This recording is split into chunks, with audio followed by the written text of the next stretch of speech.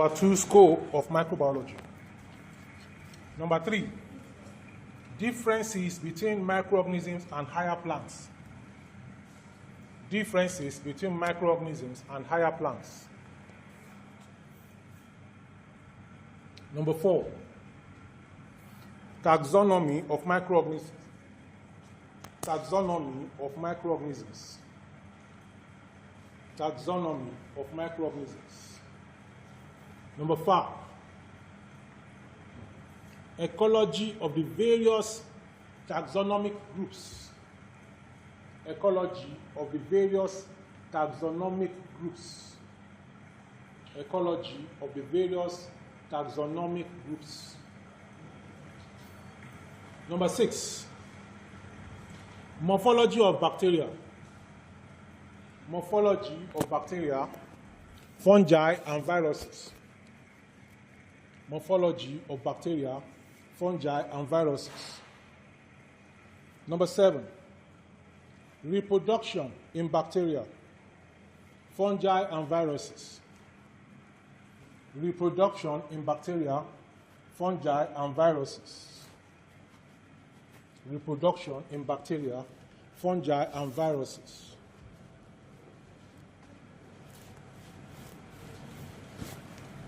Number 7, microbial genetics. Microbial genetics. Microbial genetics. The next one, sterilization, disinfection, antibiotics, antiseptics. Sterilization, disinfection, antibiotics, antiseptics. The next one is cultivation of bacteria and fungi. Cultivation of bacteria and fungi. The next one is azenic. Azenic or pure culture. A-X-E-N-I-C. Azenic. A-X. X for xylophone. Azenic or pure culture. Azenic also means pure culture. That is part of what you will learn in this course. Mixed culture. Preservation of microorganisms. Mixed culture, preservation of microorganisms. Economic importance of microorganisms, with emphasis on bacteria, fungi, and viruses. Economic importance of microorganisms, with emphasis on bacteria, fungi, and viruses.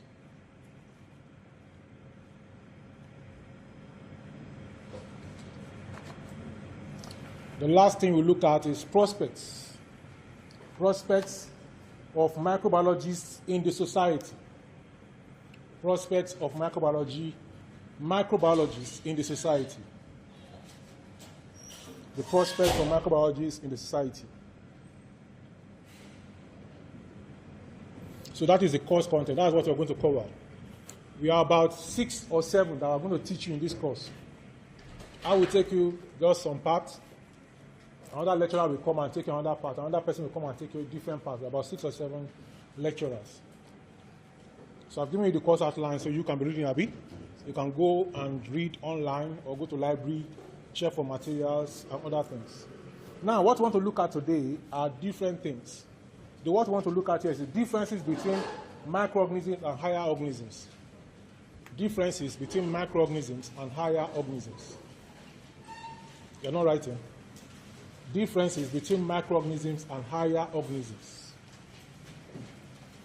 Differences between microorganisms and higher organisms.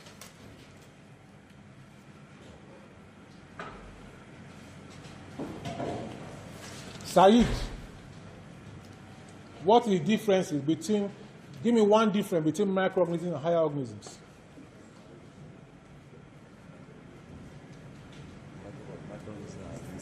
Cellular, while organisms are more cellular. are multicellular. Is it correct? He said microorganisms are unicellular, while higher organisms are multicellular. Is it correct? So you know the difference between higher organisms and microorganisms. So there's no need to take it again. Let's go to the next one. Well, you just said it now. Okay, let's look at this.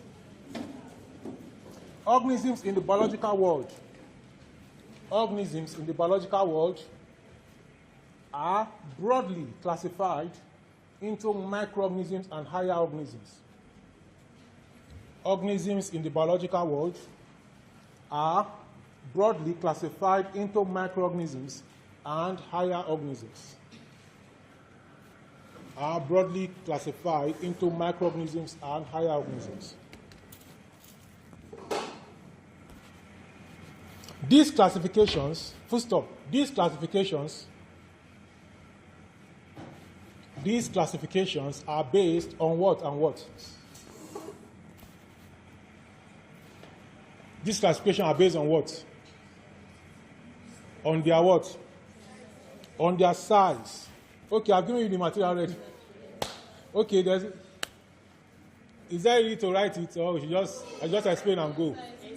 I just explain, okay. I've forgotten to give you the material. Okay, let's go there. So, as the materials, I was wondering too that, I thought I'll just be saying it now. You just know everything. I'll just say, okay, let me just be going there. Okay, I've forgotten to give you the material. So, now, microorganisms are different from higher organisms. And there are different ways by which the differences can be seen. So, number one thing is the classification. And the classification is based on size, how complex they are, cellular structure, and physiological functions. When we talk about the size, complexity, that was what Saeed said. He just said only one out of many. Just talk about the complexity, which is some are unicellular, while higher plants are multicellular. That is just talking about complexity. So he didn't tell us about the size. He didn't tell us about the cellular structure. He didn't tell us about the physiological functions. You understand? He didn't tell us about the physiological functions. So that is that. So understanding the differences between these two groups is fundamental in biology and microbiology. Now, what do you mean by microorganisms?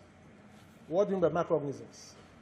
Yellow with yellow dress, yellow top. Speak out, speak out. With our naked eye. Is there what is naked eye? Mbo? What is naked eye? Is there anything like naked eye? That boy beside Saeed. Is there anything called naked eye? Yeah? What? What did he say? He said yes. You think so? Is there anything called naked eye? There's something called naked eye. So when does the eye used to wear clothes? Because if he's not naked, he's wearing clothes. So when does the eye wear clothes? When you wear glasses. So what are microorganisms? You cannot see them with naked eye, except you wear glasses. I said, when does the eye wear clothes? You say glasses now. Okay, yeah. When does the eye wear cloth? They say it's not glasses. So the eye has to wear cloth, and the cloth of the eye is a microscope. So it's microscope, is it? Look at it critically. I'm looking at that word. He said naked eye. I'm now saying, is there a time that the eye is wearing cloth? You now say glasses. Now, you now say microscope again. So as I'm going on this way now, I'll just put microscope on my face and be going. And be seeing all the microorganisms. Any other definition? That word naked, I don't want it. The eye is not easy. There's no point when the eye is naked. Any other definition? I don't want the one in the material. Even the material say naked eye. Hey, that's why you are saying this thing. The material, just get it online. No? Don't go and be depending on that naked is wrong. So you have read the material. That's where you are going to. Okay. Another definition: microorganisms. Didn't you do microbiology and microorganisms in SS1 biology? Tech 10. I've taught in SS1 before, so I know everything that is there. You at the back that is very white. What are microorganisms? Speak out, speak out. Speak out, as if you are chatting with your friend, you hostel, when you are shouting, speak out. Microorganisms are what? Live organisms. We cannot be seen.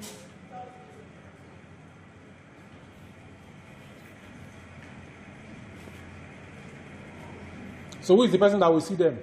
Dog or rat or what? Or ant? Or insect? What? Humans.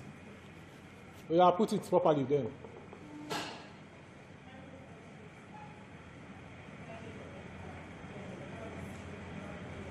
I didn't hear what I saying though. Speak out loud.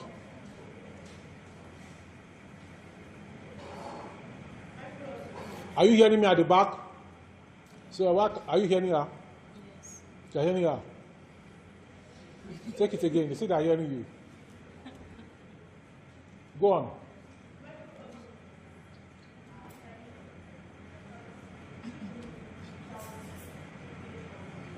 So what did she say? Said microorganisms are tiny organisms that cannot be seen in That cannot be seen. the But we have said, is it ants that is seeing the microorganisms? Is it ants? Who are the people that are seeing the organism with the microscope? Why can't you put it inside the definition now? Any definition you are asked to, anything you are asked to say, and you just say it, you leave it open-ended. That means you don't know it. That means you don't know it.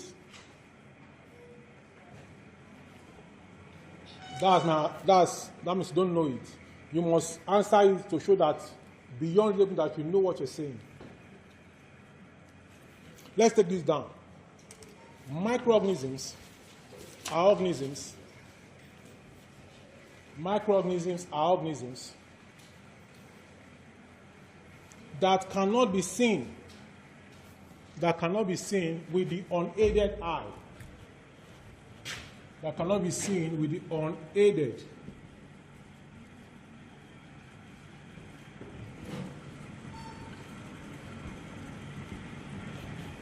That cannot be seen with the unaided eye. Unaided eye. Do you know what you mean by unaided? When they say they aid somebody, they help the person. So when the eye is not helped, you cannot see microorganisms, except you help the eye. It's not that the eye is naked. The eye is not naked. So that's why I can't see it. Don't worry, in the CBT, my exam, that question will come out. Naked will be there. So that those who are not here now, they just go and pick naked. And those who are here who are not paying attention, they'll still go and pick naked. That naked is wrong. Don't worry. I know most of you will still miss it. Don't worry. The tapping in 300 level, 400 level. What will come out, I will tell them like this. In the exam, you still see all of them missing it. So when you miss it, I won't be surprised. Is that okay? So microorganisms are organisms that cannot be seen with the unaided eye, comma, they can only be seen with the aid of a microscope. They can only be seen with the aid of a microscope.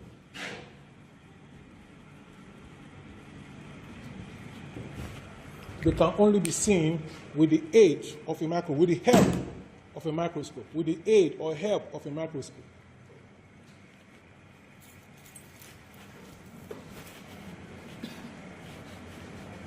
Examples of microorganisms are bacteria, archaea, fungi, is in the material, fungi, protozoa, algae, and viruses.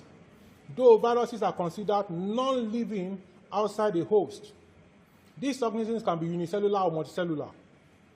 Said, you said that microorganisms are unicellular, higher organisms are multicellular. But here now, I'm saying microorganisms can be unicellular and they can be multicellular.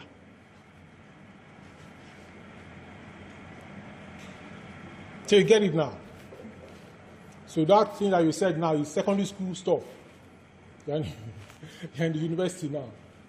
Microorganisms can be unicellular and some can be multicellular.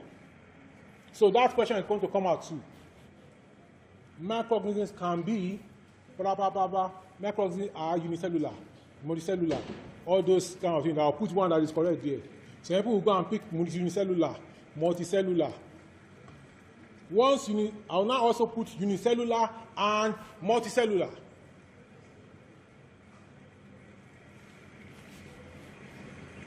So that we also differentiate those who are in the university and those who are in secondary school among you. You get it now? And they perform vital roles in the ecosystem, industry, and medicine. Microorganisms play key roles in ecosystem, in industry, and in medicine. Now, what are higher organisms? Higher organisms are complex, multicellular organisms. Saeed, are you following? But didn't you read this one? Didn't you read this material? You can see now, higher organisms are multicellular, but microorganisms can be unicellular, and some are also multicellular.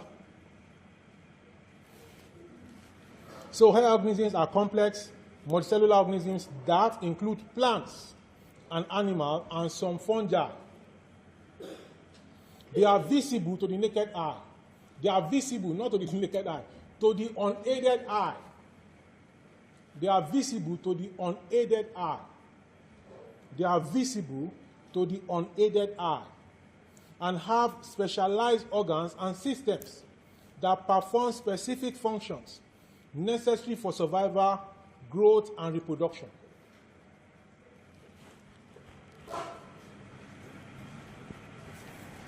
I want to say something about what I'm just talking about now. In the material, they say naked eye. That is layman language. That's layman. A student was studying physiology many years ago. This student is a professor now in one of the universities. I know him because he was a student when I was a student too. So there's a textbook in physiology, just like the textbook in microbiology. The example of textbook in microbiology is what? Example of textbook in microbiology. What? What? Practical what? Which kind of practical textbook? Example of textbook in microbiology. Example of textbook in microbiology. Okay, example, you that is looking at example of textbook in chemistry, O-level chemistry. Eh?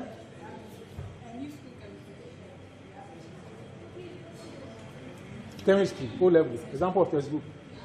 Ababio, clap for Adare. This one I say new school chemistry. It's Ababio now. Is it not Ababio? It's Ababio that me I know. It's saying new school chemistry. New school chemistry called old school chemistry. Who does not know Ababio here? Who know Ababio? Yeah, now, that student have read that textbook in physiology very well. He read it. That textbook is written by Guyton. It's a physiology textbook. Guyton is the best. Just like in O-level, Ababio is the best. When you come to that chemistry, something, cover it very well. Me too, I covered the book from A to Z. So, the professor was talking in the class, and the professor said, it's not unaided eye, he said. The professor now said, unaided eye. But inside Guyton, it's naked eye that is there. It's an example I'm giving, don't go and, that's not what happened. That one is for physiology material they're talking about. So the guy now raised up his hand and said, sir, you made a mistake there. I read a book by a social person, Guyton, and what you said is different from what Guyton said. Professor now told him that, yes, I met Guyton.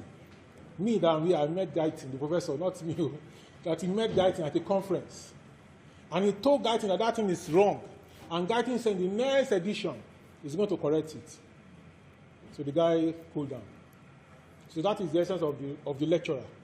So it's not everything that you see that you just write, just carry it. I say they write it, I will carry it. You also have to understand different things. Now let's go on. Major differences between microorganisms and higher plants. Number one is the size and complexity. Microorganisms are usually microscopic, ranging from nanometers to micrometers. Is in the material already. They have a simple structure, often consisting of a single cell, unicellular, though some form multicellular colonies, or some are multicellular. Then higher organisms are macroscopic. There's difference between micro and macro. There's difference between micro and macro. Micro means very tiny, while macro means not very tiny, big, large enough. So, higher organisms, they are well defined. They have specialized tissues and organs that enable complex functions. That is in terms of size and complexity. Then in terms of cellular structure, microorganisms can be prokaryotic or eukaryotic. These things I'm telling you, up to which exam was that? It was bacteriology. Just the bacteriology in first semester for secondary level. Fungi is eukaryotic, and that is 1 mark. They say write something on fungi.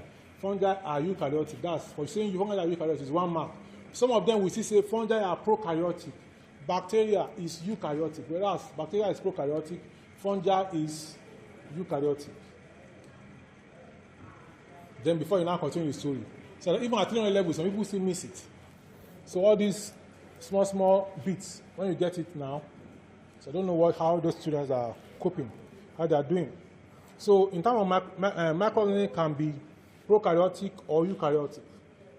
So the prokaryotic ones they lack a nucleus. They lack nucleus, they lack nuclear membrane, and they lack many other things like that.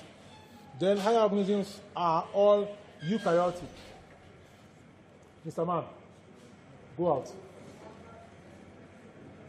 So, what kind of rubbish is this one? Is it not rubbish? You saw other people outside. So, so higher organisms are all eukaryotic, meaning their cells contain a true nucleus and various specialized organelles for distinct functions. That's why in the plant cell you have the mitochondrion, you have the nucleus, nuclear membrane. They are all separated. That's what we call eukaryotic. But prokaryotic, there's no membrane. Everything is just functioning within, just like that. Then, in terms of organization of cells, microorganisms are mostly unicellular, with some forming simple multicellular structure. You can see now unicellular. They say mostly unicellular. They didn't say all. So don't think that microorganisms are unicellular. They're not unicellular. Mostly unicellular. But some are still multicellular. So don't go and now wait and say they are unicellular. No. Some are multicellular, even among the microbes. Is that okay? While in the case of higher organisms, they have highly specialized cells that form tissues, organs, and systems, such as the circulatory and nervous systems in animals or vascular system in plants. Now, let's look at in terms of mode of nutrition. Microorganisms exhibit diverse nutritional modes.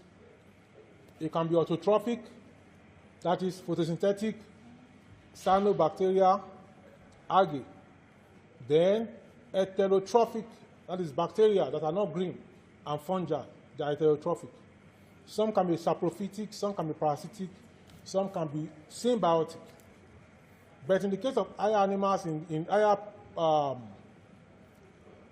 higher organisms or mode of nutrition, all have diverse mode of nutrition but tend to be either strictly autotrophic or heterotrophic. All plants are autotrophic because they use sunlight. All animals are, they're not autotrophic, they're heterotrophic because they cannot make their own food. They are not green, so they depend on what the food that the plants have made. And that is why the sun is called what? The dash source of energy on the earth. What is the dash? The sunlight is called the dash source of energy on the earth. Sunlight is called the dash source of energy on the earth. What is the dash? What? What? Main source. Which biology textbook do you read? Main source of energy on the earth. It's not main I'm looking for. What? Primary source of energy. Anybody there? Sunlight. That's why sunlight is called the dash source of energy on the earth. So green plants, we get the sunlight from the energy from sunlight and make food. Then animals will go and eat the green plants. So there will not have been energy on the earth if not for the sunlight. So that's why the sunlight is called the dash source of energy on the earth. What is the dash? What is the dash?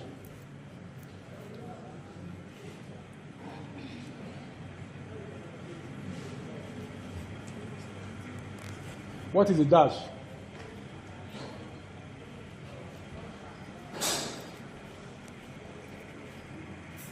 What is the dash? The sunlight is called the dash source of energy on the earth. Yeah, you want to say it? What? The way you are looking, it's like you know it. Yeah, say what you want to say. Sunlight is called what? You are the one, you, yes. What? Primary. Somebody that said primary. Somebody that said main.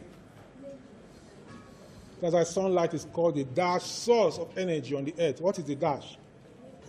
What? Major. What is the dash? Major. It's not correct. Major. So which one is the minor? So sunlight is called the dash source of energy on the earth. You that are carrying back, what's the dash? Fundamental. You call? Yeah? Yeah? Largest source of energy on the earth. Yeah? One source, only source. I don't know. Yeah? Primary. Yeah? Yeah?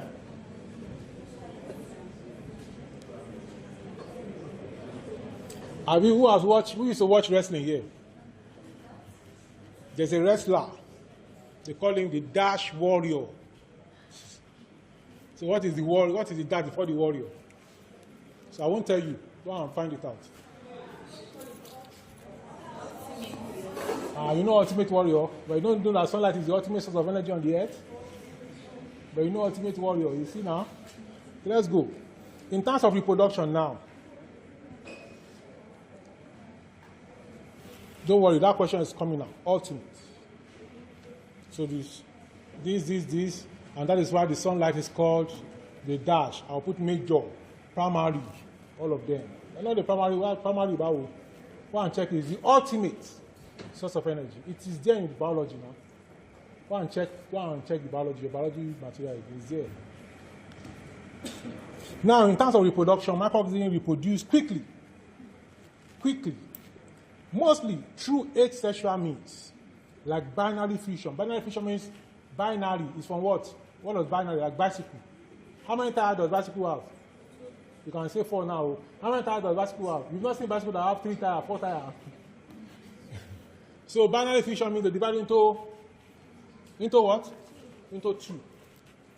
So from just this one bacteria, it will divide into 2. These 2 will divide into 4. These 4 will divide into what? 8. This 8 will divide into 16. Now, back. Before you say Jack Robinson. More, Abi? It's complete, Abi? This 16 will divide into 32. I don't have to draw this. 32 divided into 64. 64 divided into what? 128. 128 divided to what? 256. 256 to what? 540.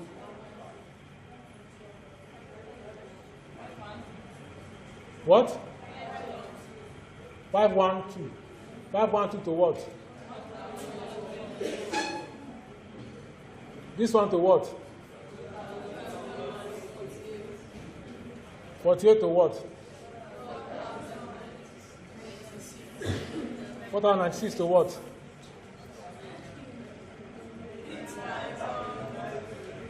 What? What? 8,000. 8,000.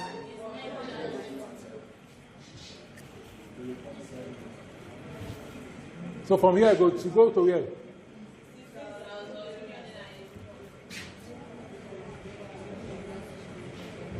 Just from 1 to this. And most times, like in Escherichia coli, this division takes place in 20 minutes. So this is 20 minutes. This is another 20 minutes. This is 1, 2, 3, 4, 5, 6, 7, 8, 9, 10, 11, 12, 13. 20 times 13. That was in 260 minutes. 260 minutes. If you want to get it in hour, divide by 60. What does that give us? Yeah? How many hours? 4 hours, 20 minutes, 2/4. That's 4.5 hours. So, just in 4.5 hours, from one bacterial cell, you have gotten 16,000. So you can imagine what will happen in 12 hours and in 24 hours. So reproduction in microorganisms, they reproduce quickly. That's why they say they reproduce quickly. You can see that. Mostly through asexual means, like binary fission. Binary fission, they divide into 2. These 2 will divide into 4. 4 will divide into 8. 8 will divide into 16. 16 will divide into 32, like that, like that. Then they also divide by budding in yeast or sporulation in fungi. Some eukaryotic microbes reproduce sexually. Some eukaryotic, not all, just a few. Prokaryotic, they do not reproduce sexually. For higher organisms, generally they reproduce sexually through some, although some also use asexual reproduction. E.g., vegetative reproduction in plants. Plants can reproduce vegetatively. Like if you want to plant anomor, what do you use? If you want to plant anomor, what do you use? Is it the seed or what? At the back, at the glass back. Do you know what they call anomor? Anomor? What is anomor? Eh? Potato. If you want to plant anomor, what do you use to plant it? What? The seed? What? Shout, it's not only. All of you here, shout, let all the class here. If you want to plant potato, what do you use? Shout very well now. All of you at the back. What do you use to plant potato? What?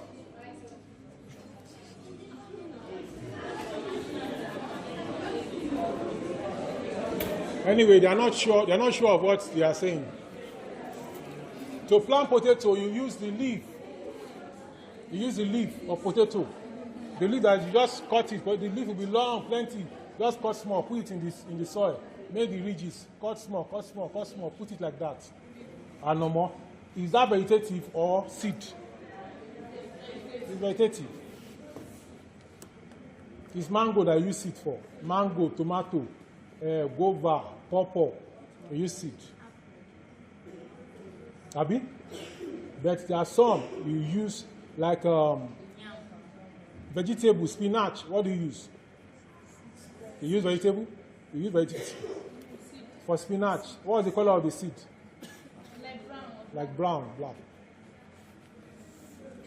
So I can put it in the question again that vegetable, because students are family now, especially those who will not come to class.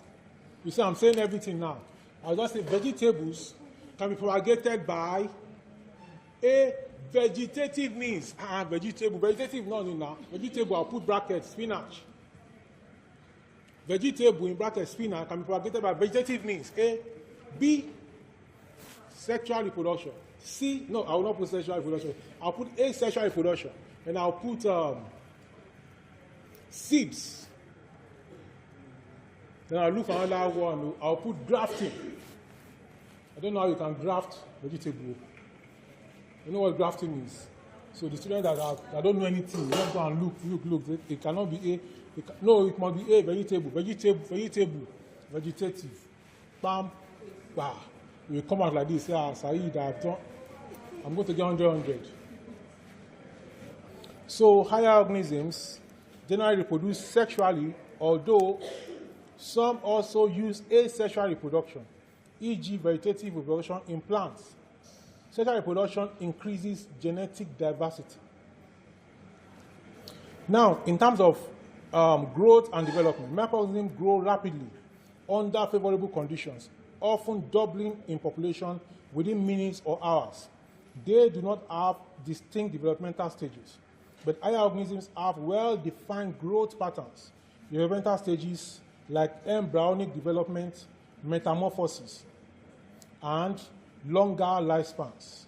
Then response to environment. Microorganisms respond to environmental changes through simple mechanisms like chemotaxis, movement toward or away from chemicals, and quorum sensing, that is cell communication. Then higher organisms have complex responses, including reflexes, hormonal regulation, immune responses, and behavioral adaptations. Behavioral what? Adaptation.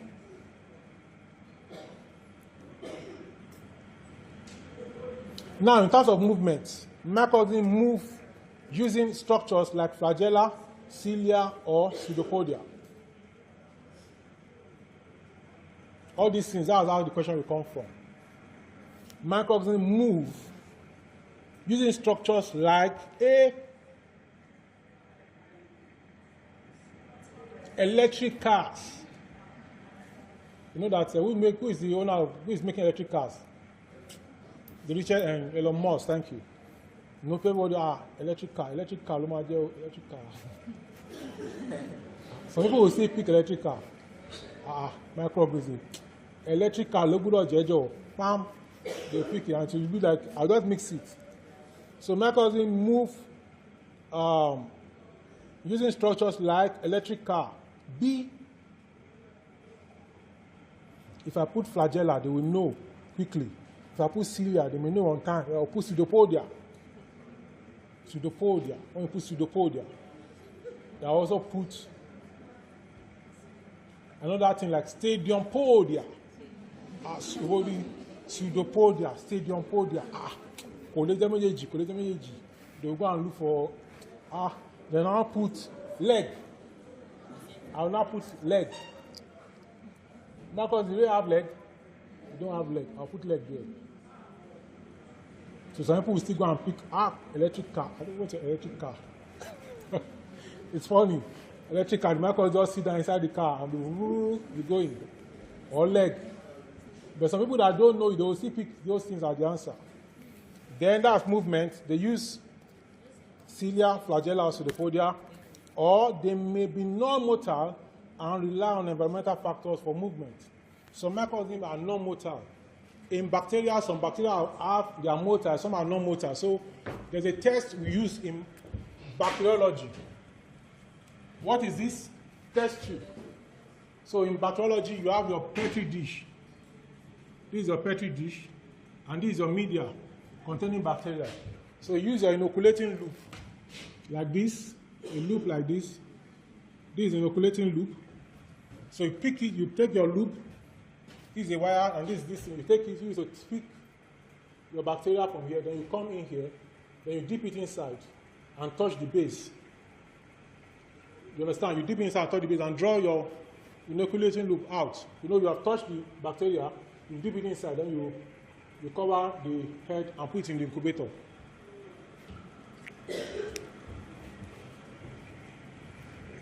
And put it in the what? Incubator. So you'll be checking it for like we use this test for two things. We use it for another thing. Oxygen relationship, yeah. We use it for oxygen relationship and for motility. So if the bacteria is moving, how will you know? It's common sense. You don't need to go to university to know this one. You put something like this inside. This is the bacteria, you put it inside, and this is a growth medium. If it's moving in like 24 hours to 5 days, what are you going to see? When you check the it. Now, look at Said now. Example, if I want to know if Said is moving, I'll just go out. I'll look at him now, he's holding his back and holding his phone. So I will go out. Before I come back, it's either I find him there, or here, or here, or I find that his back is there, or he's somewhere. If I go out, everybody will not be like this. Everybody will be like this. You don't see that like this. Some people will face this side and be gisting. Some people will face there. Some people will face there. Some people from the back will come and meet their friend there. Some people from the front will go and meet their friend there. Some people will remember that, I want to go and use myself. They will quickly run. Some people will say, I want to go and do something. They will quickly go and do something. Why? Because you are moving. The same way, but those who cannot move, they will just stay on the same spot. But if you stay on the same spot, it's not that you just sit down like that. You will still turn. You will still, before everybody is facing here, if I go out now, some people will not face here again, you face your book or face back. So what will happen in this case now? This is where you put the bacteria. This is the line. So if it's moving, what are you going to see? Tell me now. If it's not moving, you will see the growth only on this place. If it's not moving, the growth will show only on that place. If it's moving, you will see what is here, you see it here, scattered. It will not be on that line alone. It is scattered in the media. Is that okay? So that is bacteria. So in the case of higher organisms, they have specialized structures for movement such as limbs in animals or roots and stems in plants which move toward light and water. Ecological roles. Microorganisms play critical roles in nutrient cycling, decomposition, nitrogen fixation, and disease causation or prevention. Then, higher organisms contribute to maintaining ecological balance by acting as primary producers. So that time you say primary. They're not the sun is not the primary. The sun is the ultimate. So the ultimate gives to the primary. So primary producers, that's the plants. Then the consumers or decomposers. The consumers are animals. The decomposers are the fungi. That's some bacteria too are decomposers. They act on dead, decaying matter, organic matter. So there are some discussion questions there. Why are microorganisms able to survive in extreme environments where higher organisms cannot?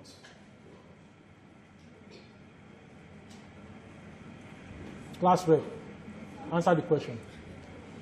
Why are microorganisms able to survive in extreme environments where higher organisms cannot? Why? What? They are small and small structure. Single structure, simple.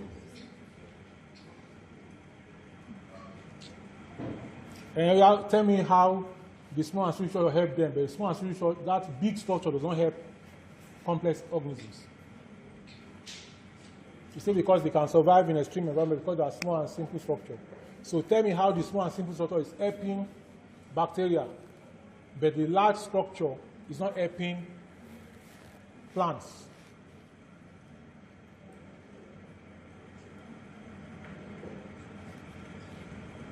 So that's not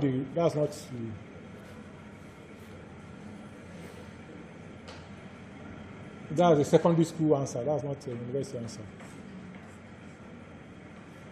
Think very well. Why are microorganisms able to survive in extreme environments where higher organisms cannot?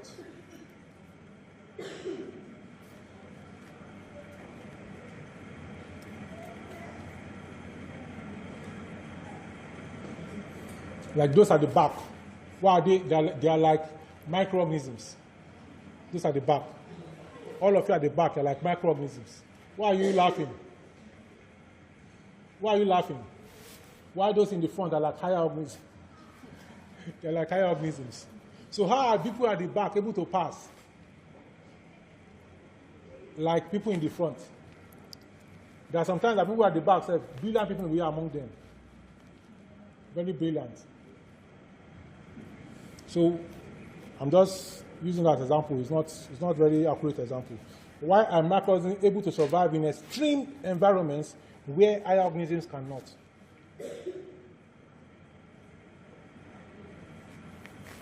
Let's go back to one of the things to talk about.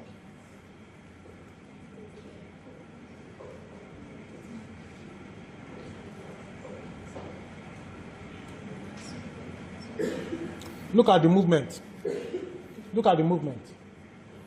Microorganisms move using structures like flagella, 1, cilia, 2, pseudopodia, 3, or they may be non-motor and rely on environmental factors.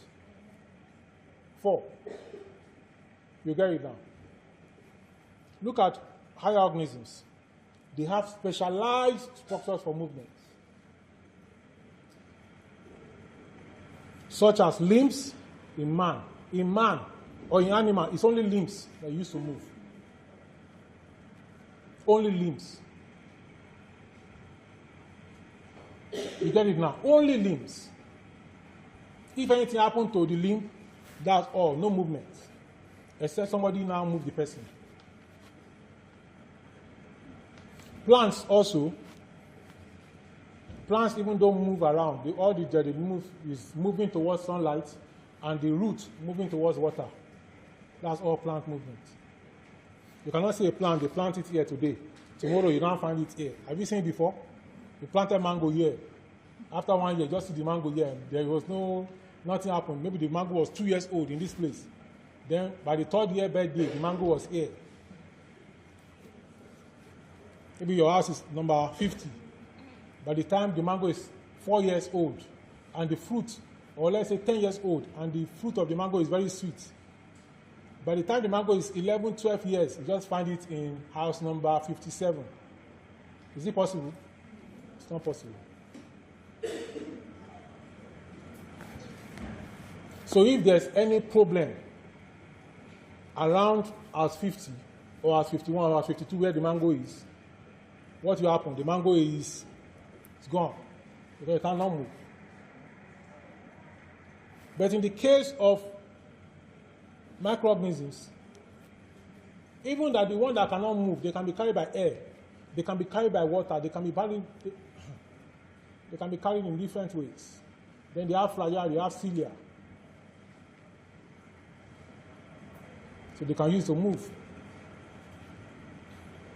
So if they can move, that means in difficult places, you can find them. If the environment becomes difficult, they move away. That's just talking about movement now. Let's look at another one. Response to environment. Microorganisms respond to environmental changes through simple mechanisms like chemotaxis, move toward or away from chemicals, and choron sensing, that's cell communication. That was why I told you that nobody should sit in this place. Assuming you are sitting here now, will I be able to pass? Not that I'm passing alone. If there's any issue now, anybody will have to run out. Easily, you can find a way. But if somebody is on the way, the person run away and the chair is still there. You get it now?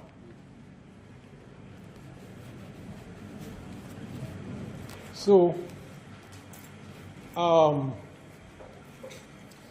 higher plants are specialized.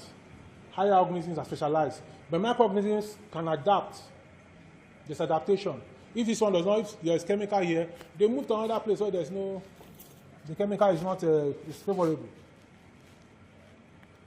That's talking about the environment. Then talking about the growth and development. Look at the growth and development. Just one bacterium. Just one microbe, not bacterium now. Let me excuse the word microbe because I'm talking about microorganisms. Just one microbe we started with here. In 4.5 hours, it has become 16,000. Do you know what that means? It has become 16,000. That is why microorganisms are said to be ubiquitous. What? Ubiquitous. UB.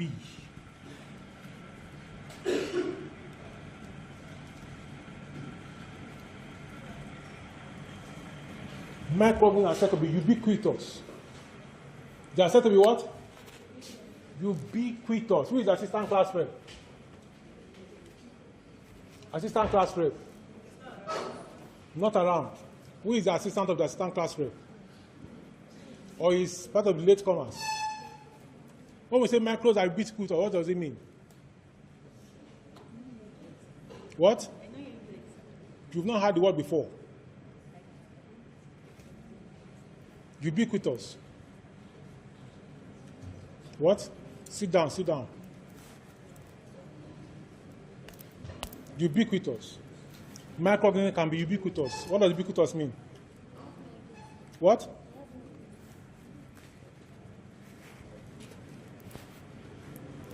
Microorganisms are ubiquitous. What? Speak out. Speak out, speak out. See how I'm speaking now? Is that correct? You say ubiquitous. It means microorganisms are everywhere. Is that correct? So microorganisms are everywhere. Is that correct? Microorganisms are everywhere. Is she correct? Is she correct? Is she correct? She said ubiquitous means that microorganisms are everywhere. Is that correct? You don't think so?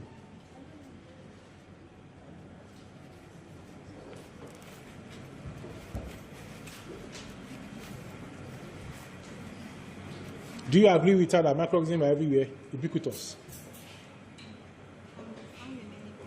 They can be found everywhere, as she said.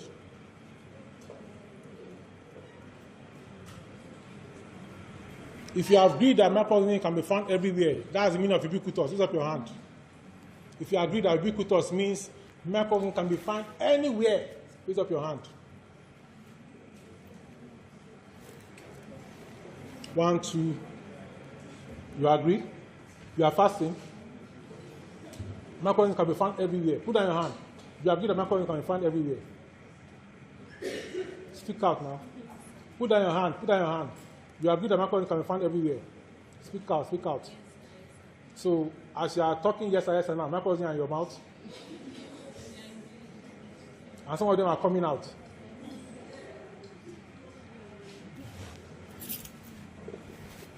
Yes, microorganisms are ubiquitous. They can be found everywhere.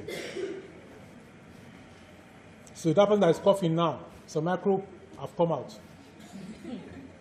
As I'm talking now, some are coming out. But the ones that are, all these ones that are coming out of your mouth when you talk, some are on your skin normally.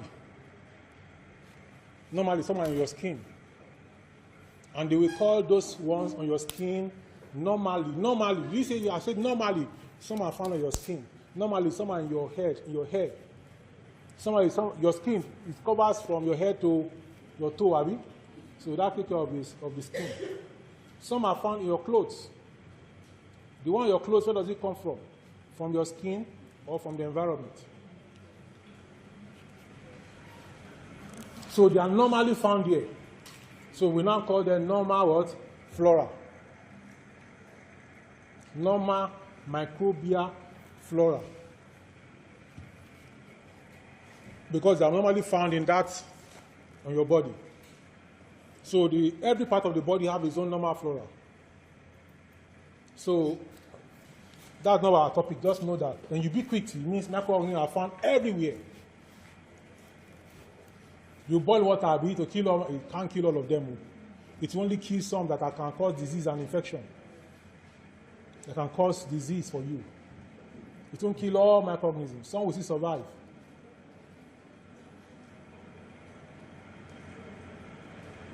You take ethanol, you wash your hand with ethanol, sanitize your hand. Some microorganisms will still be there. Inside the ethanol, some are there. Some are inside the ethanol.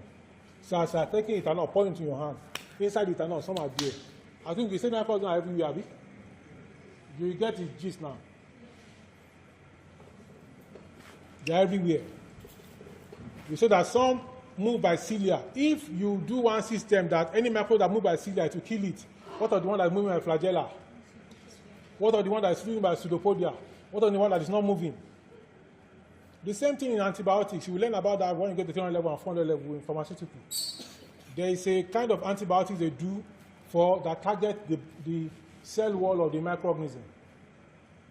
That antibiotics, once you take it, you go to the pharmacy, they give you the antibiotics, you take it, and it's working in your body. The target that is going to fight in the microorganism is the cell wall. You get it now, it's the cell wall. But some microorganisms don't have cell wall. So go and use that kind of antibiotic. And the microbe that is causing that you want to treat is not having cell wall. So what? So what are you going to do? So you see, microorganisms they are small, but they can evade a lot of things. So what's the time now? It's past 10. Okay. You try to look at the other questions by yourself. Let's go to the next one.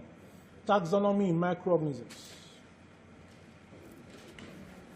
Taxonomy is the science of classifying organisms. When we say taxonomy, we're talking about classification. You understand? When we say taxonomy, when you are doing masters in microbiology, masters, not even bachelors, microbial taxonomy is a course. Taxonomy is a course in master's level. That's when you deal with everything taxonomy in depth. This is just a tip of the iceberg. Even in secondary school, you do some classification. Kingdom, phylum, class. Carolus, what? What? Linnaeus. So Carolus Linnaeus say when you are naming organisms, you use what? Which nomenclature?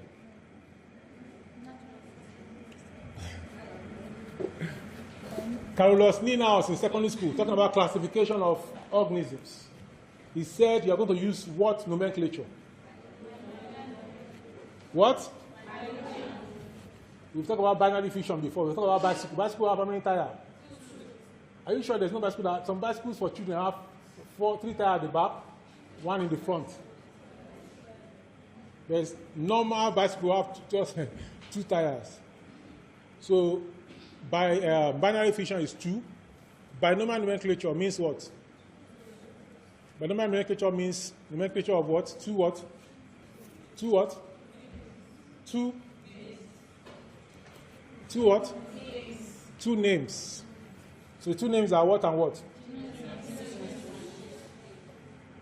Genus and species. Give me any example. I want microorganism. Let's say Escherichia coli. 2 names. We are continue. Is that all Carlos now said? What do you now say should do with the 2 names? Underline them. Underline the 2 names.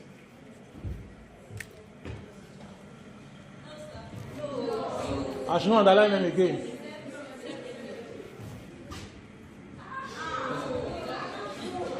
Yes, sir. What? I should clean everything.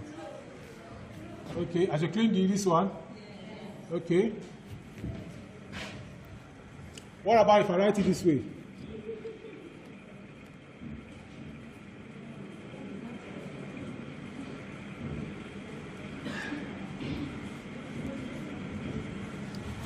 What about writing it this way? Then underline separately too. Why is it not correct? What's the difference? What? We do what? With what? Capital letter. So I'll just change this one to E. Using a small letter.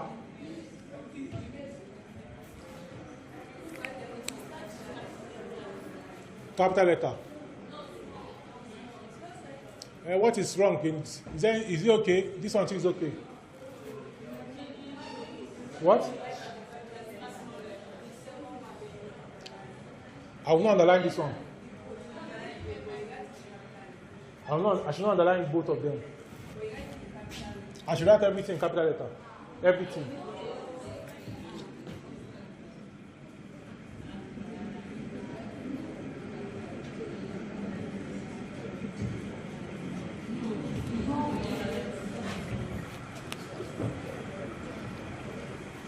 Backbencher that is talking. Come. Come like that. Come out. The person she's talking to, come out. I know that they have usher in the church. In the mosque, what do they used to have? What do they call what? People that used to stand. Eh? In the church, it's usher or security. When people come, they say, go and sit down there. In the mosque, what do they call them? Those people that, if you enter mosque now, the people that will make sure that you park in the right place or stay in this right place. So you stay there, you come and stay here. You come and correct this thing. Come and support her here. Come, don't sit there. Write it correctly. Binomial nomenclature. No, go and take that pen, bring that one. Write it here so that they see it.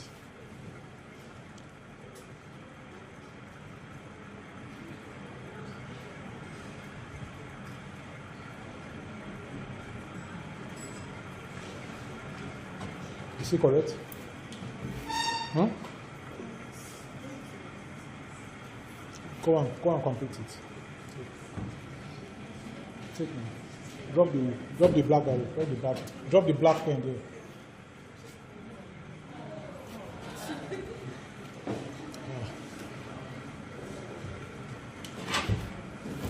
Okay, go and sit down. So technically, we have revised binomial nomenclature as taught in secondary school. It's the same way in the university. If you know it that time, now you don't need to go and be knowing it again. Just move on with other things. We're up to final years, and people still don't know it. They'll be making presentation like this. If you see what they write, I know it from SS1. I know it. Binomial nomenclature is a nomenclature on its own. It says when you are writing the name of an organism, the scientific name must be two names. It's a nomenclature. It didn't say no matter what happened. In fact, when you know something, you know it. You say no matter what happens. Some people are writing title of their project, and they're writing binomial nomenclature because all the titles in capital letter. Does it mean you now break the rule of binomial nomenclature? No. It's a rule on its own. It's standing on its own. It's a rule on its own.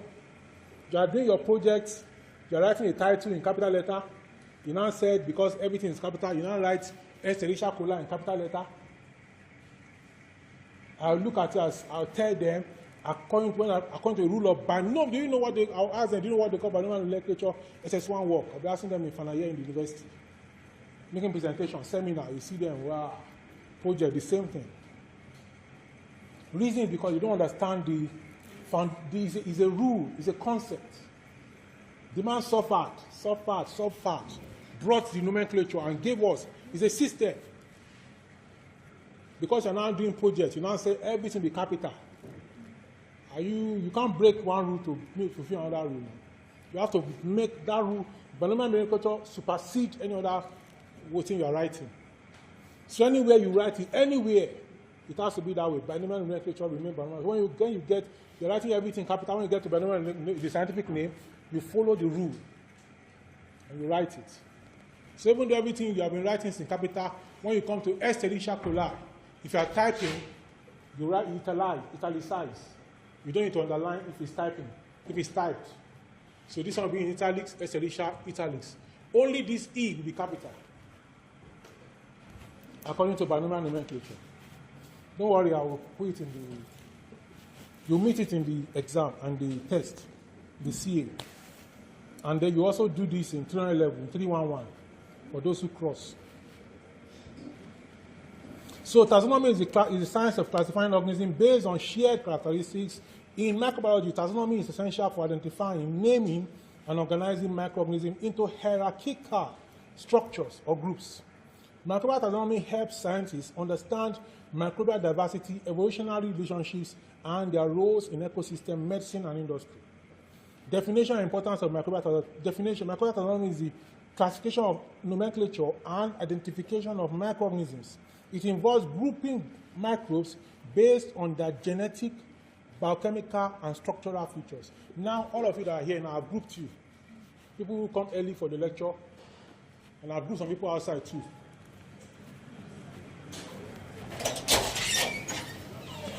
Are you for MCB 102? Yes, sir. Answer together. Are you for MCB 102? Yes, sir. And why did you come late? Yes, sir. You stay outside. You stay outside. You can see. Nomenclature is grouping, classification. Those who come early, those who came late. So there are different ways to classify. So some people will say, no, I don't want that kind of classification. I don't want, my own classification is those who come early, those who come late. Some people say, no, everybody come in. Oh, yeah, all the boys stay inside, all the girls go outside. That's their own group inside, boys and girls. And other people will say, girls stay inside, boys go outside. And other people will say, oh, all people that are black in complexion stay inside. Those who are light complexion go outside. That's also classification. Those who are tall go and take plantain and fried rice. Those who are short go and eat a bar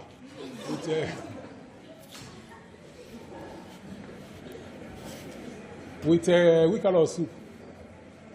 Those who are tall go and take rice, fried rice, item 7 rice, take yogurt, take extra. But those who are short, go to that soup, go and take fufu there. And don't take me to. That's also classification. So, microbial taxonomy is the classification, nomenclature, and identification of microorganisms. It involves grouping microbes based on their genetic, biochemical, and structural features. So I'm talking about those who are black, those who are these. These are some features. In terms of the microbe too, you group them based on their features. Now let's go on. Importance of microbial taxonomy. It helps in identifying and distinguishing different microorganisms. It helps you to identify and to distinguish. Now, when you get to some levels, when you are doing your project later on, you identify bacteria or fungi from the environment. Fungi is easy to identify. If you identify the fungus now, you see that this fungus is green on this plate. Identify fungus from anywhere, from place A. I don't know where A can be, maybe from America. I will go and identify fungus on PDA. And you see the bacteria is growing greenish on the plate, or blackish, or so. You come to Nigeria again, you do the same thing. You see the same, this thing. The one you see in India, the one you see in America, you look at the one you see in India, you look at it, they are similar from the plate, based on what the color that you see on the plate, the morphology that you can see. That is one way. The same thing with bacteria. You grow, you get bacteria from here, get bacteria from here on the petri dish plate. The same shape, the same everything. You can say, based on this, they are similar. That is morphology. But that may not be too accurate. So you have to go for that to look at the genetic material, the genetic makeup. That's when you do molecular. You do DNA extraction, you do PCR, then you sequence. So the sequence will now give you the exact genetic makeup, and then you blast. Then you do what? You blast. Blast means basic local alignment search tool. You blast on the NCBI database. So you just compare. This sequence I have, you put it there. Has anybody seen this sequence like this before? If yes, you see it 100%. Then you say, okay, it is this one. Then you pick it and name it like that. If the percentage is low, that means you are discovering a new isolate, which is not on the gene bank before. So you can now submit your sequence to the gene bank. Some students are doing experiments. You just do copy. They don't want to do their own experiment. They do copy. I don't know why people do that. I don't know why you do that. Some of you, even I say it now, they are still going to try to do that. My own assumption is that, wait, Nigeria, we don't have plenty instruments for research, Abi, compared with America, Abi. So the small that we have again, some people we see want to do it. You have small equipment, just take this and do this and do this and do this, and see the results we get. Some people will say, no, what about where they have good equipment? So if you go there, you are also going to do that? No. So if you cannot handle the small equipment you have and do something with it, if you get to where they are doing good research, you will not be able to match up.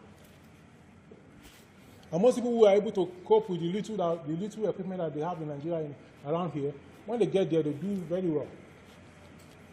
So that is that about that. So importance of microbial taxonomy helps identify and distinguishing different microorganisms, aids in understanding microbial evolution and relationships. That's what it's for evolution. You sequence a particular microbe, then you check it against the gene bank, already established microbe. If the percentage of your own is 70%, that means your organism is not examined 70% to this for the gene bank. Usually if you have even 95%, it's still far from 100% on the gene bank. So you should deposit that your sequence is a new organism. And funny enough, many of the microbes around the Lorin have not been explored. Most of the microbes abroad, they have explored them, so they don't use to find new ones. So they want to see what we have. But if students will not do project, they don't want to sequence. They don't want to do it very well. They want to cut. Instead of them to do something that will also help them to deposit the organism on the gene bank. They don't want to do that. If you Google NCBI, something, NCBI is a national something, NCBI database or something like that. Database. Then you put my name, Adetitun. You will see something there. I knew that I deposited in the gene bank, I didn't know it's like that. So I was just looking for something when I traveled outside the country. We were just talking about something. That's okay. Let's check. I was explaining something to a student. I just said, let's even check. That's how I saw what I deposited in the gene bank. It was there. I deposited 2 bacteria during my PhD that I discovered in the gene bank. So now it's taxonomy help in microbial evolution relationships. When you get a new organism, then you want to look at the closest relative that is documented. Then you draw phylogenetic tree to see the comparison. Then you discuss it. You want to go out?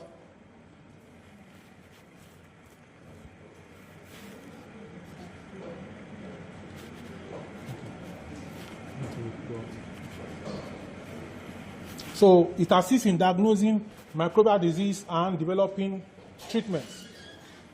Microbial taxonomy supports industrial and environmental applications, such as biotechnology and bioremediation. Taxonomic hierarchy in microbiology.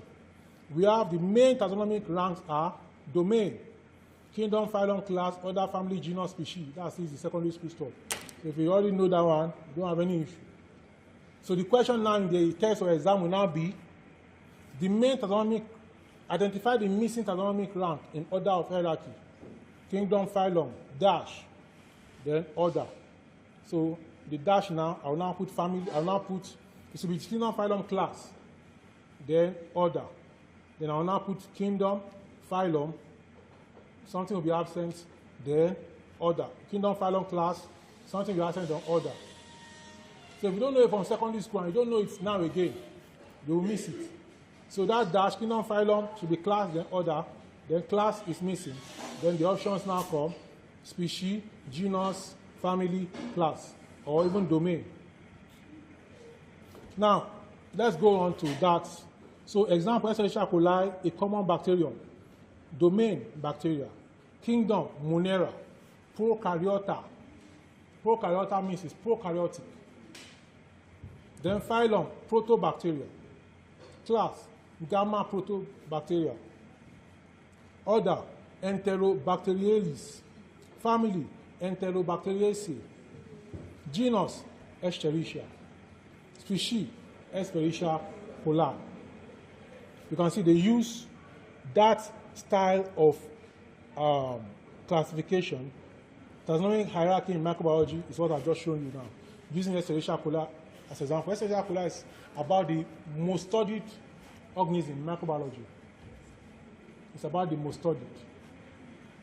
Major systems of microbial classification. 3-domain system. That is Moe's classification.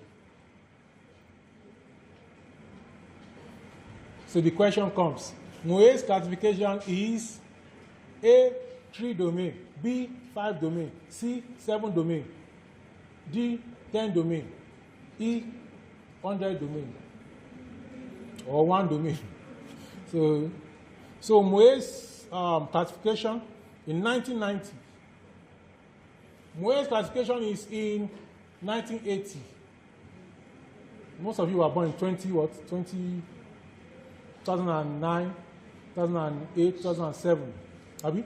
So I'll just put Moe's classification of microbial Moe's classification is in the year A, 2009, B, 2007, B, C, 1990, D, let me check another one. There's another one here, 1969, D, 1969. So you look, say, my own age is Moe. That day, the man was asking about my age. It must be my age. So he just says, he was saying that you were born in 2007, 2008. That is the answer. Just pick it. Because you're not paying attention, you're looking at your phone. So Moe's classification is in 1990, and it has 3-domain systems. The first one is bacteria, archaea, and eukarya. You see, all these classifications, like I said the other time, they are all correct. They are all correct.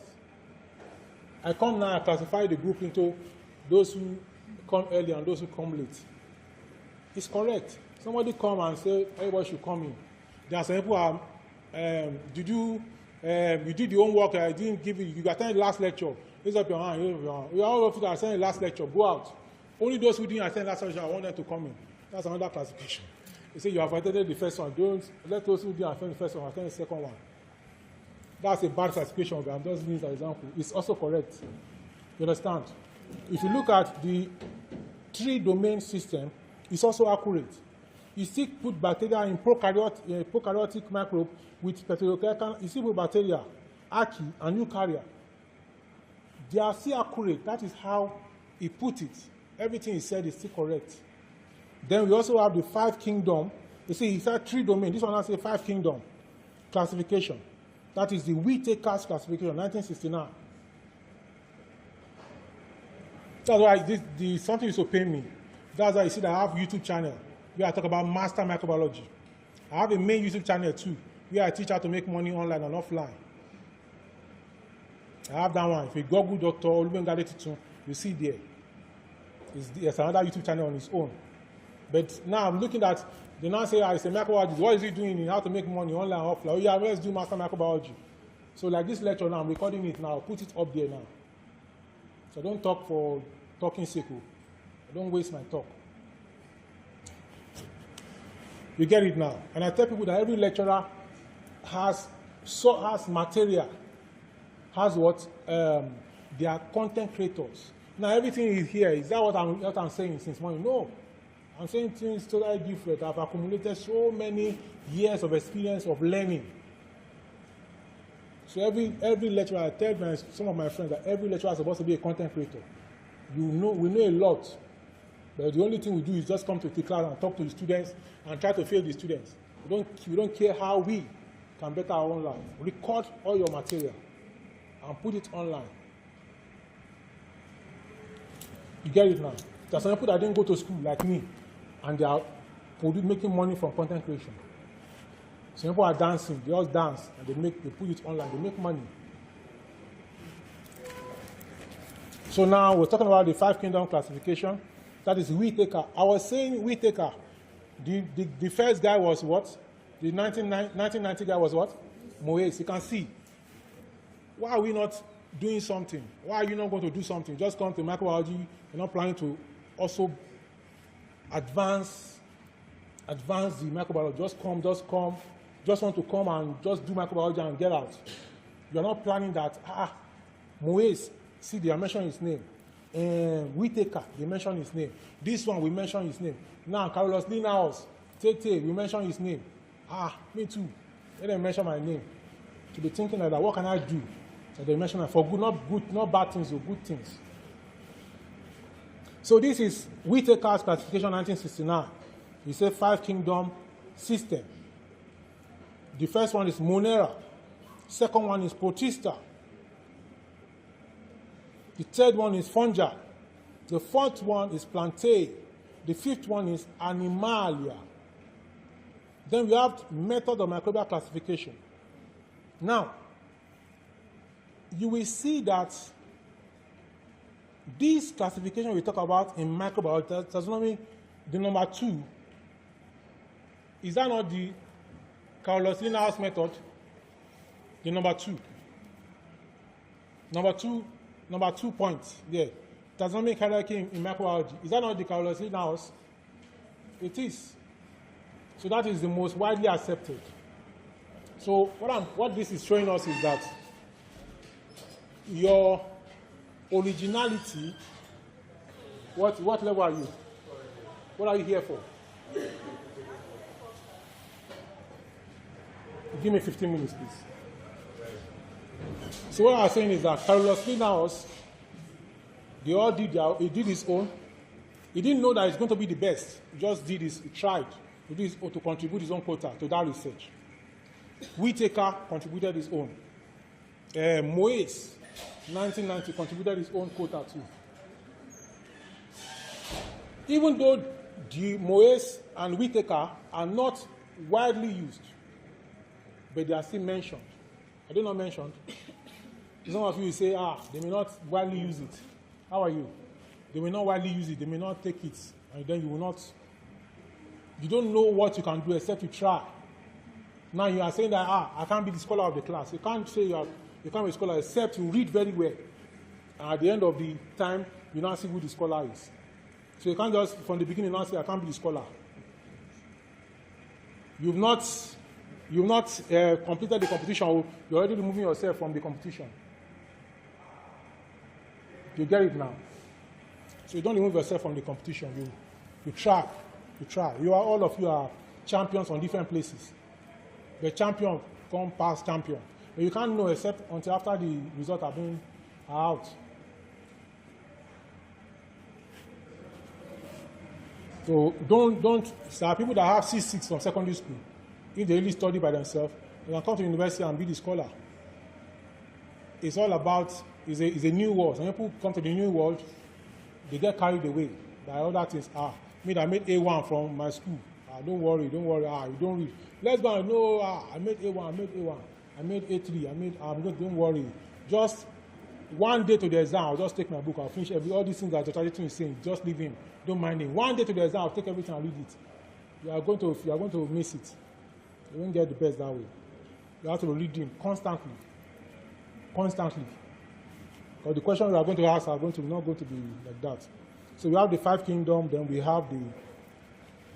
Now let's look at method of microbial classification. Microorganisms are classified using different criteria. Number 1 is morphological classification. This is based on shape, size, and structure. When you are doing practical, I hope you'll be able to do 1 or 2 practicals in this course. And you see some of the things we're talking about. On the plate, on the Petri dish, when you have a mixed culture, this is a Petri dish, which I drew here. This is how it will appear. But when you open it, when you face you like this is how it's going to appear. So this bacterium is like this. This one is like that. It has this. This one is like this. This one is like this. This one is like this again. All of them are different. There are 5 organisms there. All of them are different. This one is circular, but this one is bigger than this one. Can you see? It's bigger than that one. So you can't say they are the same. But if another person, the latecomer group, they also did their own. You have latecomers, you take your sample from inside this place. They take their own sample from outside. Then eventually they got something like this. Then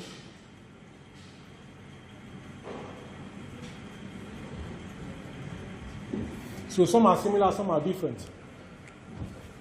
So this one is similar, that one is similar. This one with toe inside is similar to this one. This one is different from this one is different from this one is different from that. So this is based on the size. How large is it? You can have another one, small like that, so that's size. The shape are the same, but the size are different. So if you now have the shape, I want to draw something that, okay, this shape now are the same and the size are the same. So you will get something like that in most cases. And then you also get different ones. So this is like a mixed culture. You now look at it, look at the shape, and look at other things, and then you step out from there. Yeah. So, any questions so far? So now, based on shape, based on size, based on structure. Example, bacteria cocci, spherical. Under microscope, this one now is on the plate, and this is what we call morphological structure or colonial structure, because they are on the colony. If you look at me, that what is this man saying? Don't worry, I'm just starting to get it. All these new ones I'm saying, you write it down. So this is colonial characteristics.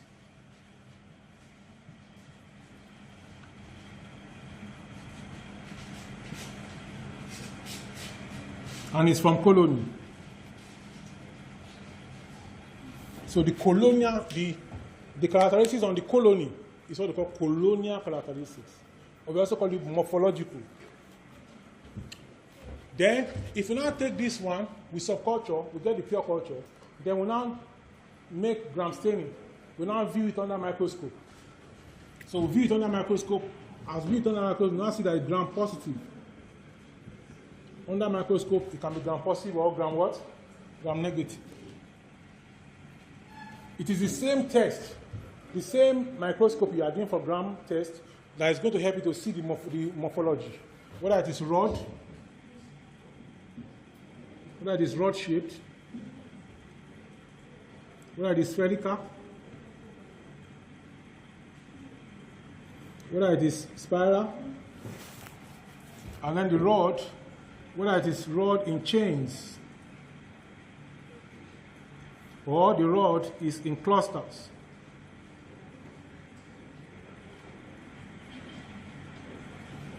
These clusters like what? Which fruits used to do like this? Yeah?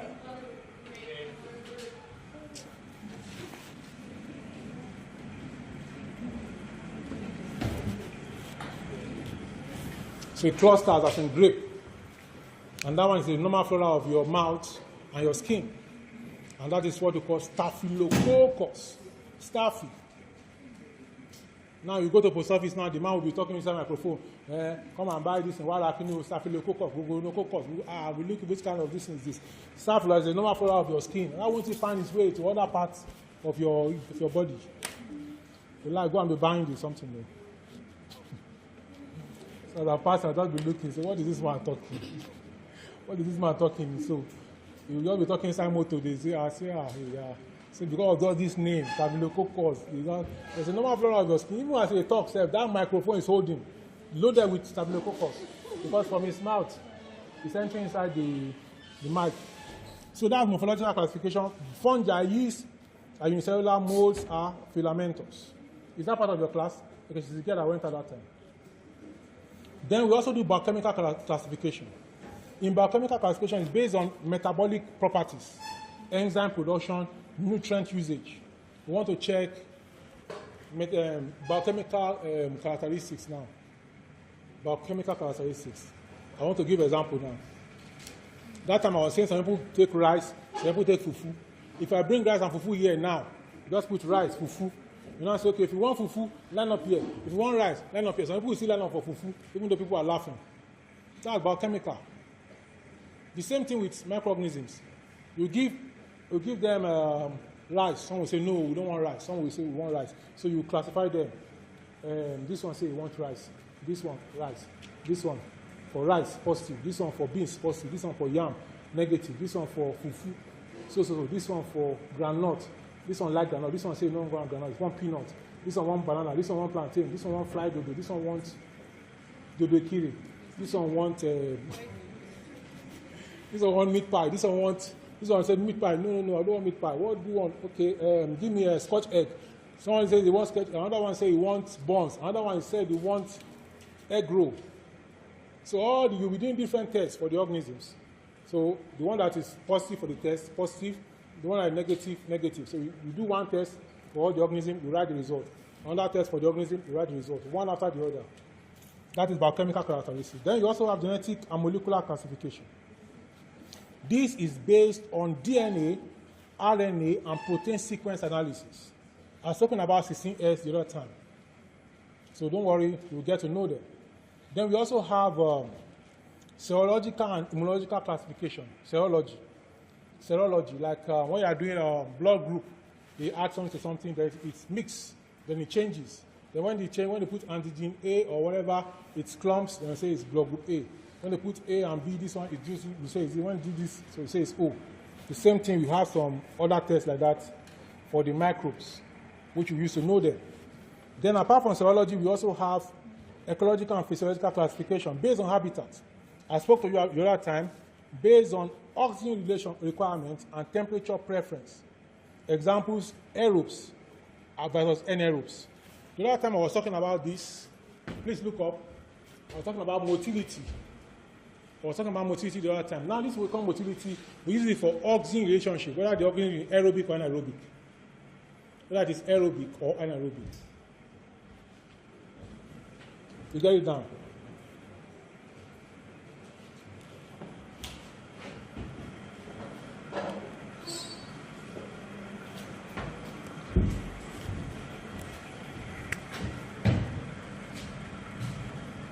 So this is O, this is the base of the test tube. And this is A, the top of the test tube. So, move aside. So this is O, the base under the test tube. While this is A, the head of the test tube. More air will be here, even though you cover it. Some air will still escape to the top. You understand? Even though you cover the test tube with cotton wool or anything you want to use to cover it, some air will still find their way to enter because this is the opening. But this place is already sealed from the company already. So air will be more here, air will be less here. So now at the end of this experiment, we now find that many of the organisms are here. You know that you don't do straight line. You understand? I have explained the motility for you before. Motility, they will move here or here. You see them scattered. You do something in a straight line. After you observe, you see that it has scattered. That means it has moved away from the line. Those who cannot, the lamina motor will stay on the line. They will grow on the line. They will not move away. But in the case of housing relationship, those that like air will go somewhere. Those that hate air, they also go somewhere. So, those that like air, where would they go to? And those that hate air, where would they stay?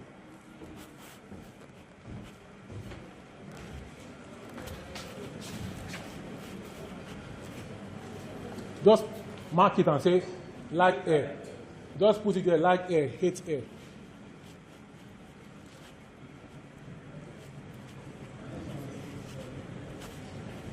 Go and correct what is. Go and correct it. Is it correct? Is it correct? Yes, sir.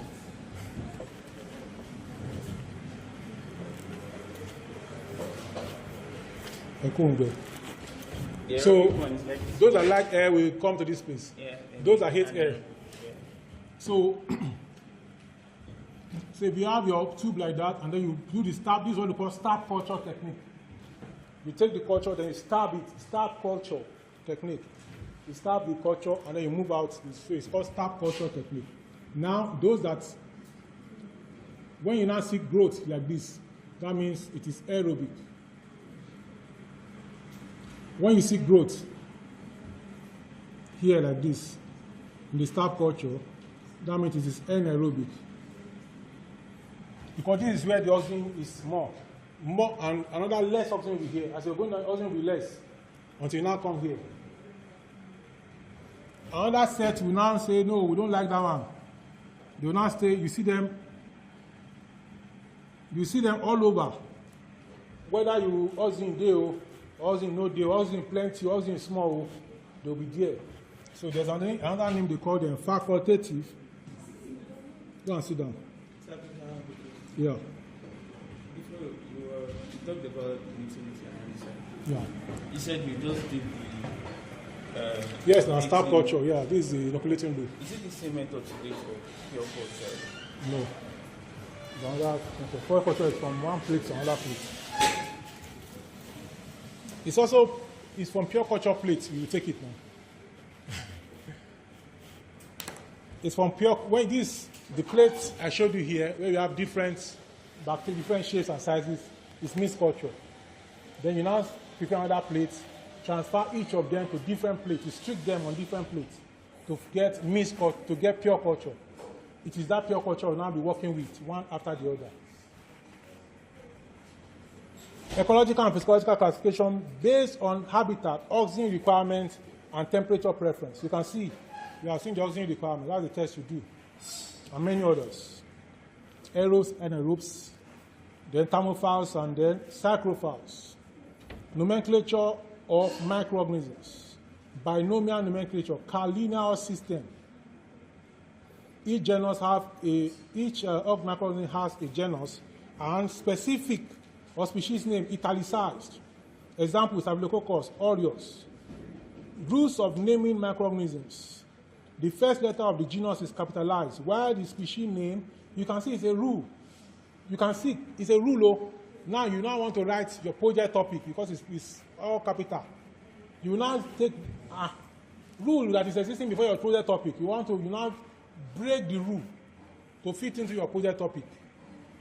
You tell the people, yeah, they will know that this is microbiology.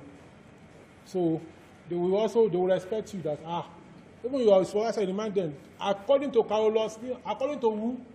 Carlos Linnaeus. If they are forgotten, they will remember, then they will respect you too. I was at one interview one time. I told them, according to Professor Robbins, economics is a social science which studies human behavior. As a relationship between hard and ends means, which has alternative uses. The woman said, according to Professor who? I said, Professor Robbins. He now said, you say you're a teacher in the secondary school. I said, yeah. He said, what are you teaching? I said, biology and chemistry. And you are quoting economic rule. So SS1 knew. So the same thing, this introductory microbiology can be the game changer for you as you go on 200 level, 200 level, 400 level. So what we are saying now, if you don't grab it, you will meet it, some of them in 200 level, instead of you to just hold and move with it, you will now be struggling with the 100 level material. Get to 3 again, you didn't grab it, get to 4, you still be struggling with it. So if you grab it at the right time, you will just be flying at the other level. You will not have to start learning all these things again. So rules of naming. Names are usually Latin or Greek based. Abbreviations can be used after the first mention, e.g. E. coli for Escherichia coli. Identification of organism. Microbial identification involves using specific techniques to recognize unknown microbes. Common methods include microscopy. I've spoken about that microscopy before. Then light microscopy, electron microscopy. You can read more about that. Then culture techniques. Please. Culture techniques, you have the growth on selective and differential media. Growth on selective differential media. When you have a particular medium for the growth of the organism, some organism will grow. What's going on now? I want to complete this before the next class. I don't want to come and be talking about this in the next class.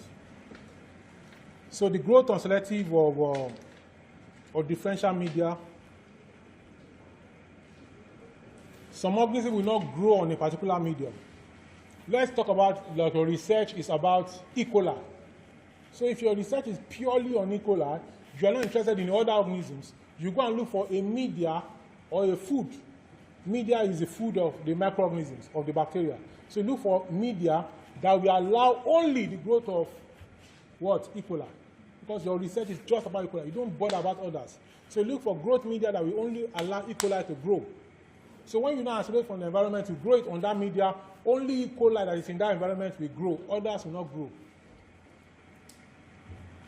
And that is where I'm going now. The years of who is there is gone. There's the years of who is there. Like you come now, who is there, that is gone. The years we are now in microbiology research is the person, the microbe that is there, what is he doing there? It's not that, who are the people students in the class? They are students in the class. All of them enter. No, now, those who come late, they should stay outside. They come late. You understand? So you have to use a way to screen out the organisms. What is the organism doing that is good, positive? The years of just naming all the organisms you can find anywhere, those years are going gradually. Some people are still doing that research, but in the advanced country, they are not naming all organisms again. What they are looking for is get a number of organisms and then check if they can solve some problems that you are facing microbiologically. If they can solve the problem, those ones that can solve the problem, get them, do more studies on them, not all the organisms. I think you get it now. Because if you get all the organisms and the organisms are not solving problems, so what kind of nonsense result are you doing? You get organisms, you are talking about some organisms,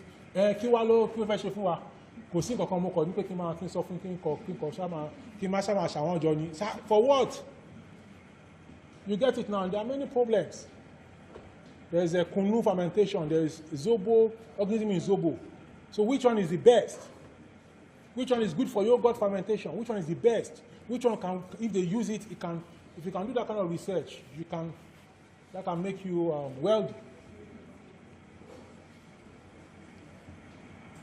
Instead of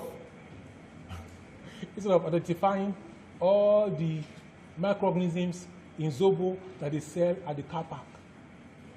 All the zobo they sell at the car park, you go and buy them, and you identify all the microorganisms. What is the next thing? Nothing. So you get it. So you look for research that is going to try to solve a problem. Okay, in this zobo, these are the microorganisms from study. I want to prepare a particular kind of yogurt that I will use this microbe, and I will see if it's going to be sweeter, more productive, more this, more that, more that. That is a better research than others kind of research. So I talk about molecular and the other things. We talk about culture-based technique, biochemical tests, catalyst test, oxidase test, fermentation, PCR, whole genome sequencing. Whole genome sequencing, very, very expensive.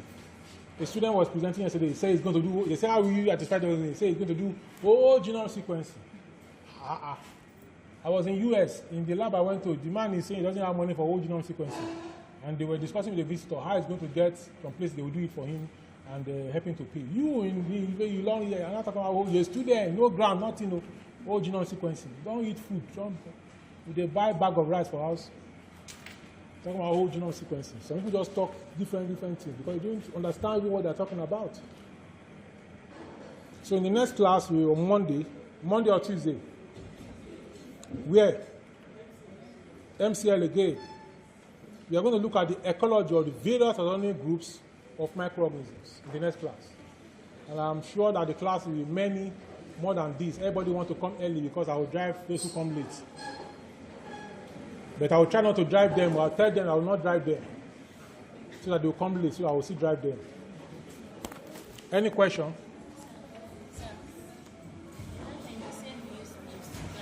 We use what?